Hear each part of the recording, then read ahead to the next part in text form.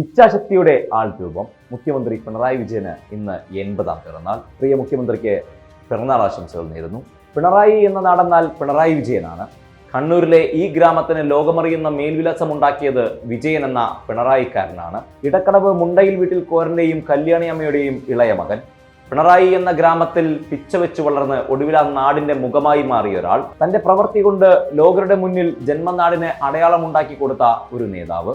പോരാട്ട വീര്യത്തിലും നേതൃപാടവത്തിലും ബാല്യം മുതൽ കഴിവ് തെളിയിച്ചിരുന്നു പിണറായിക്കാരുടെ ഇഷ്ടപ്പെട്ട വിജയൻ. ഇരട്ടച്ചങ്കൻ എന്ന വിളിപ്പേര് അണികൾ ഈ അടുത്ത് കൊടുത്തതാണെങ്കിൽ പണ്ട് മുതലേ അയാൾക്ക് മറ്റൊരു പേരുണ്ടായിരുന്നു, മുഖ്യസ്ഥൻ. പിണറായി ശാരദാവിലാസം സ്കൂളിലെ പഠനകാലത്ത് പ്രധാന അധ്യാപകനിട്ട പേരായിരുന്നു അത്. വിദ്യാർത്ഥികൾക്കിടയിലെ തർക്കങ്ങളിൽ മധ്യസ്ഥനായി പ്രശ്നം പരിഹരിക്കുന്നത് ശ്രദ്ധയിൽപ്പെട്ടതോടെയാണ് മുഖ്യസ്ഥൻ എന്ന പേര് അദ്ദേഹത്തിന് വന്നത്. പിണറായി വിജയന്റെ രാഷ്ട്രീയ ജീവിതത്തിന് മുട്ടിട്ടത് തലശ്ശേരി ബ്രണ്ണൻ കോളേജ് മുറ്റത്താണ്. അവിടെ മുതൽ തുടങ്ങിയ ചെങ്കൊടി ഏന്തിയ മുഷ്ടി ചുരുട്ടിയ പോരാട്ടം പിൽക്കാലത്തെ പിണറായിയെ എത്തിച്ചത് കേരളത്തിന്റെ ഭരണകസേരയിൽ. പിണറായി എന്നതൊരു സ്ഥലപ്പേരല്ല, ആ മനുഷ്യന്റെ പേരാണെന്ന് കരുതിയ എത്രയോ പേർ ഇന്നും പലയിടങ്ങളിലും ജീവിക്കുന്നു. കാർക്കശ്യം നിറഞ്ഞ പെരുമാറ്റത്തിന് പിണറായി എന്ന പേരിനപ്പുറം ആ വ്യക്തിക്ക് മറ്റൊരു അടയാളം വേണ്ട. തോളിൽ കൈയിട്ട് നടന്ന ഒരു പാത്രത്തിലുണ്ട ഒരുമിച്ച് പോരാടിയ സൗഹൃദ ബന്ധമുണ്ട് നാണുവിനും വിജയനുമിടയിൽ. കണ്ണൂരിലെ വീട്ടിൽ നിന്ന് വിളിച്ചാൽ തിരുവനന്തപുരത്തെ ക്ലിഫ് ഹൗസിൽ മറുതലയ്ക്കൽ ആ വിജയൻ ഫോണെടുക്കും, വിശേഷങ്ങൾ പങ്കുവയ്ക്കും. ഇടയ്ക്കിടെ സൗഹൃദം പുതുക്കുന്ന സന്ദർശനവും. നാണുവിന്റെ ഉള്ളിലുണ്ട് വിജയനെ കുറിച്ചുള്ള ഓർമ്മകൾ ഒട്ടേറെ. കുട്ടിക്കാലത്ത് ജ്യോത്സ്യൻ ജാതകം നോക്കി വിജയനെ കുറിച്ച് പറഞ്ഞത് ഭാവിയിൽ രാജാവാകാൻ യോഗമുണ്ടെന്നത്രേ. ആ ജ്യോത്സ്യന്റെ നാക്കിൽ പഞ്ചസാര ഇടണം. ഇന്ന് അയാൾ ഈ കൊച്ചു കേരളത്തിന്റെ രാജാവ് തന്നെ, മുഖ്യമന്ത്രിയാണ്. ഓരോ വിഷയത്തിലും സ്വീകരിക്കുന്ന ദൃഢതയുള്ള തീരുമാനങ്ങൾ, അതിനായുള്ള ഉറച്ച കാൽവെപ്പുകൾ, എതിർപ്പുകൾ നേരിടാനുള്ള അസാമാന്യമായ ചങ്കൂറ്റം എന്നിവയാണ് പിണറായി വിജയൻ എന്ന നേതാവിലും ഭരണാധികാരിയിലും നാം കണ്ട സവിശേഷതകൾ. സമാനതകളില്ലാത്ത വികസന പ്രവർത്തനങ്ങളിലൂടെ കേരളത്തെ പുരോഗതിയിലേക്ക് നയിക്കുന്ന ഭരണാധികാരി എന്നതിലാണ് പിണറായി വിജയൻ എന്ന മുഖ്യമന്ത്രിയെ വിലയിരുത്തുന്നത്. അസാധ്യമെന്ന് തോന്നിയിരുന്ന ദേശീയപാതാ വികസനവും ഗെയിലിന്റെ ഗ്യാസ് വിതരണ പദ്ധതിയും ഉൾപ്പെടെ കേരളത്തിന്റെ മുഖച്ഛായ മാറ്റുന്ന ഒട്ടേറെ പ്രവർത്തനങ്ങൾക്കാണ് രണ്ടു സർക്കാരുകളെ നയിച്ച പിണറായി വിജയൻ നേതൃത്വം നൽകിയത്. ആത്മവിശ്വാസത്തോടെ അഭിമാനത്തോടെ മൂന്നാം ഊഴത്തിനായി ജനങ്ങളെ അഭിമുഖീകരിക്കാൻ ഇടതുപക്ഷ ജനാധിപത്യ മുന്നണിക്ക് കരുത്തു പകരുന്നതും അദ്ദേഹത്തിന്റെ ഈ നേതൃപാടവും തന്നെ, ഒരു സംശയവുമില്ല. ഓരോ വിഷയത്തിലും അദ്ദേഹം സ്വീകരിക്കുന്ന ദൃഢതയുള്ള തീരുമാനങ്ങൾ, അതിനായുള്ള ഉറച്ച കാൽവെപ്പുകൾ, എതിർപ്പുകൾ നേരിടാനുള്ള അസാമാന്യമായ ചങ്കൂറ്റം എന്നിവയാണ് പിണറായി വിജയൻ എന്ന നേതാവിലും ഭരണാധികാരിയുടെ സവിശേഷത. തനിക്ക് ശരിയെന്ന് തോന്നുന്ന കാര്യങ്ങൾ എല്ലാ എതിർപ്പുകളും മറികടന്ന് നടപ്പാക്കാനുള്ള മനോധൈര്യവും അദ്ദേഹത്തിന്റെ പ്രത്യേകതയാണ്. രാഷ്ട്രീയത്തിലേക്ക് കടന്നു വന്ന സാഹചര്യങ്ങളും പിന്നിട്ട പാതകളുടെ കാഠിന്യമൊക്കെ ആവാം അദ്ദേഹത്തിലെ നേതാവിനെ പാകപ്പെടുത്തിയത്. പല ഘട്ടത്തിലും രാഷ്ട്രീയ കാരണങ്ങളാൽ ജീവിതത്തിൽ അദ്ദേഹം വേട്ടയാടപ്പെട്ടിട്ടുണ്ട്.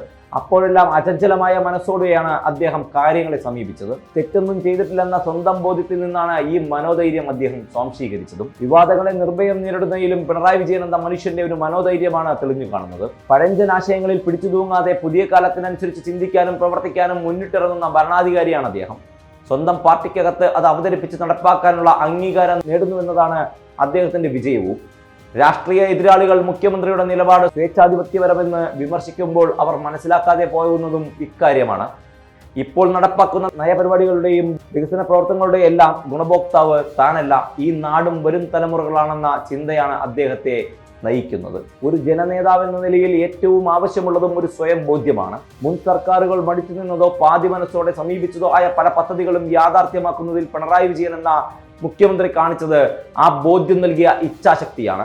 ഏതു കാര്യമായാലും അതിന്റെ ആസൂത്രണത്തിലും നടത്തിപ്പിലുമെല്ലാം അദ്ദേഹത്തിന്റെ ശ്രദ്ധ പതിയുന്നുണ്ടെന്ന് പല സന്ദർഭങ്ങളിലും നാം കണ്ടതാണ്. അന്തരിച്ച മുൻ മുഖ്യമന്ത്രി ഉമ്മൻചാണ്ടിയുടെ മകൻ ചാണ്ടി ഉമ്മൻ പറഞ്ഞ വാക്കുകൾ ഇതിന് ഉദാഹരണമാണ്. പിതാവ് ഉമ്മൻചാണ്ടി രോഗാവസ്ഥയിലായപ്പോൾ മുഖ്യമന്ത്രി കാണിച്ച ശ്രദ്ധയും കരുതലും ഏറെയായിരുന്നു എന്ന് ചാണ്ടി ഉമ്മൻ പറഞ്ഞിട്ടുണ്ട്. ഏറ്റവും പ്രിയപ്പെട്ട നേതാവ് ആരാണെന്ന് ചോദിച്ചാൽ പിണറായിയാണെന്ന് ആ ചെറുപ്പക്കാരൻ പറഞ്ഞിരുന്നു. അത് ഇതെല്ലാം ഓർത്തിട്ടാവണം. പിണറായിയുടെ കൃത്യനിഷ്ഠയും സമയബോധവും അത്ഭുതപ്പെടുത്തുന്നതാണ്. ഏതു ചടങ്ങിലും നിശ്ചയിച്ച സമയത്തെത്തുക എന്നത് അദ്ദേഹത്തിന്റെ ശീലമാണ്. ആദ്യ വർഷങ്ങളിൽ സംഘാടകർ പോലും അതിൽ കുഴങ്ങിപ്പോയിട്ടുണ്ട്. എന്നാൽ ഇപ്പോൾ മുഖ്യമന്ത്രിയുടെ സമയനിഷ്ഠ എല്ലാവർക്കും അറിയാവുന്നതിനാൽ കാര്യങ്ങൾ വളരെ സുഗമമാണ്. കേരളം കണ്ട വലിയ മാറ്റം കൂടിയാണിത്. നഷ്ടപ്പെടുന്ന വിലയേറിയ സമയം നമ്മുടേത് മാത്രമല്ല മറ്റുള്ളവരുടേത് കൂടിയാണെന്ന തിരിച്ചറിവ് എല്ലാവരിലും ഉണ്ടാക്കുന്നതിൽ അദ്ദേഹത്തിന് വലിയ പങ്കുണ്ട്. തൻ്റെ ആരോഗ്യകാര്യത്തിലും ഈ ശ്രദ്ധ അദ്ദേഹം വെച്ചു പുലർത്തുന്നു എന്ന് കരുതുന്നു.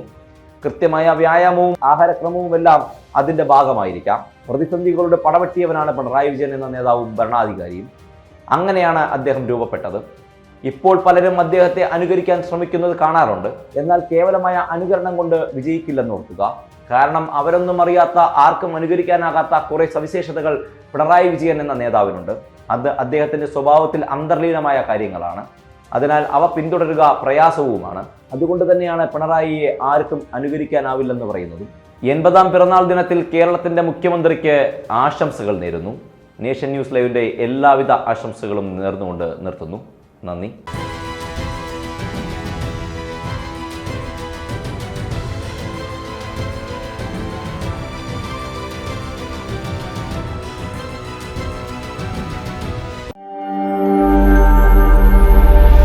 നാഷൻ ന്യൂസ് ലൈവ്, സത്യം, ചരിത്രം, വർത്തമാനം.